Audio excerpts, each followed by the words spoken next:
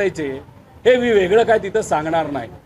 त्यामुळे टीका ही लोकांनी त्या ठिकाणी केली होती आणि कृपा करून तुम्ही समजून घ्या, शपथविधी 4थ्या दिवशी झाला त्याच्या माझे पवार परिवारातला एक व्यक्ती म्हणून मी सांगतो, पक्ष वेगळे असले तरी सुनित्रा काकींची कुठेही इच्छा नव्हती की शपथविधी त्या ठिकाणी 4थ्या दिवशी झाला पाहिजे, पण त्यांच्या पक्षातले अनुभवी मार्गदर्शक जे कोणी होते जे आज भाषण त्या ठिकाणी करत आहेत त्यांनी प्रेशर आणलं सुनित्रा काकींना की 4थ्या दिवशी तुम्ही शपथविधी करा, उद्या जाऊन काय होईल हे सांगता येणार नाही। आणि राजकीय अनुभव या पदाचा कदाचित नसल्यामुळे जो नव्हता तिथं कुठंतरी काकींनी ते स्वीकारलं आणि शपथविधी त्या ठिकाणी झाला। त्यामुळे टीका ही सुनित्रा काकींवर होती असं म्हणणार नाही, पण ज्या लोकांनी सुनित्रा काकींना चुकीचं मार्गदर्शन केलं अशा नेत्यांवर लोक त्या ठिकाणी टीका करतात याची नोंद सगळ्यांनी तिथे घेतली पाहिजे।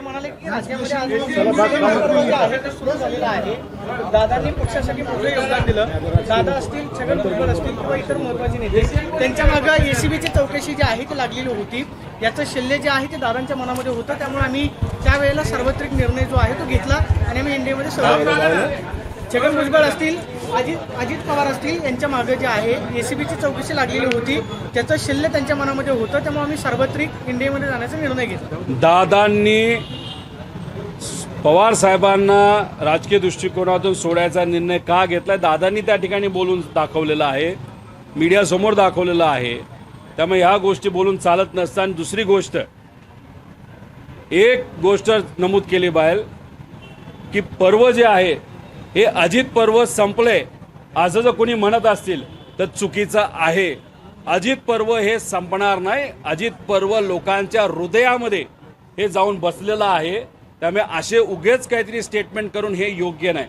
त्याच्याच बरोबर त्या पक्षाच्या सर्व पदाधिकाऱ्यांना मी विनंती करतो की तुम्ही व्हिडिओ बनवत असताना गेल्या 2 वर्षामध्ये दादांनी काय केले हे फक्त दाखवण्यापेक्षा अरे गेल्या 40 वर्षामध्ये या मोठ्या नेत्यांनी काय केले हे तुम्ही तिथं दाखवा। हा नेता फार मोठा होता, फक्त गेल्या 2 वर्षातले व्हिडिओ दाखवून या मोठ्या नेत्याची मोठी कामं कुठेतरी तुम्ही छोटी करत आहात, हे कृपा करून तुम्ही तिथं करू नये। तुमचा पक्ष वेगळा आहे, पण एक नागरिक म्हणून, एक दादांचा पुतण्या म्हणून मी फक्त त्यांना इथं एक चांगला सल्ला देतोय, तो घ्यायचा का नाही घ्यायचा तो त्या ठिकाणी त्यांचा विषय। प्रफुल्ल पटेल म्हणाले